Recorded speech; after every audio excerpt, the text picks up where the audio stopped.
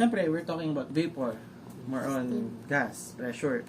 So, pag nag-overpressure tayo at a 550 kilopascal gauge, magre-release siya. So, dalawa yan. Ito, 600 naman. Isa, 550.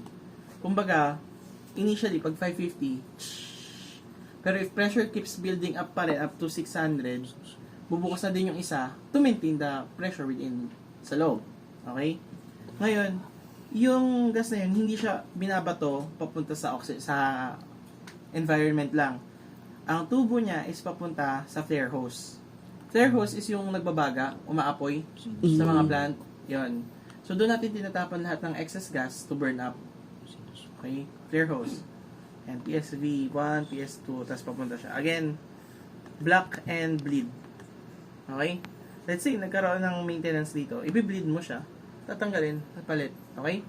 Yun, then, dito naman, ito yung product mo na header. Tataas siya, may measurement temperature nung gas mo. It's either you go directly sa low pressure tsaka sa high pressure fuel gas. Kasi,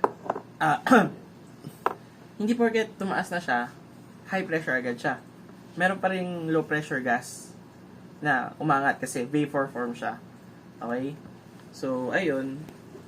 Yan, tataas na siya. Actually, kaya kami nalito nung una kasi gas ang pinag-uusapan. Ang nasa isip namin, gas na tubig. Oo, di ba? Gas sa kotse. Kaya kami nahirapan nung una. Tapos nung naanak namin yung thinking na, baka gas as vapor. Nag-gets na namin. Ayan, dadaan siya. Kung kulang si temperature, actually, dalawa yung dadaanan niya. Yung isa, high pressure na mataas diba? So, tendency, dapat nga naka-open to Hindi to naka-bypass. Ba't ko bypass yan? Hindi, meron din kasing, eto, sige, hayaan mo na. Mamaya na muna tong line na to, eto muna. So, yan, naka-open siya, dadaan sa ng heater, kung hindi siya specific sa temperature, diba? Dadaan siya dito, then yung excess gas niya, pupuntang flare hose at 550 din, temperature indicator, pag okay na, pressure control valve, kinokontrol niya kung yung daloy papunta sa low pressure tsaka sa high pressure fuel gas. Ayan, mga indicators lang.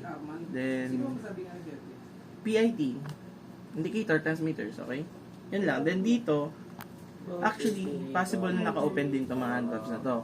Kung sa original PDF nyo, naka-open siya, ang ibig sabihin nun, yung high pressure gas, dadaan na agad dito. Kasi mainit na siya Hindi mo na siya kailangan painitin.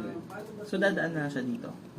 Then dito, papainitin mo yung low pressure. Again, low pressure goes down, high pressure goes up. So, pag naka-open to sa PDF nyo normally, hayaan nyo lang. Ibig sabihin nun, doon dadaan yung high pressure.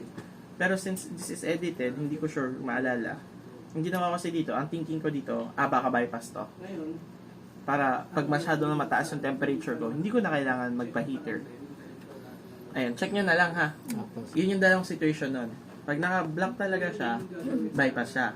Pero pag hindi, doon dumadaan yung high, papababa yung pressure na mainit, papainitin mo, para ma-separate mo siya sa high at saka sa low gas.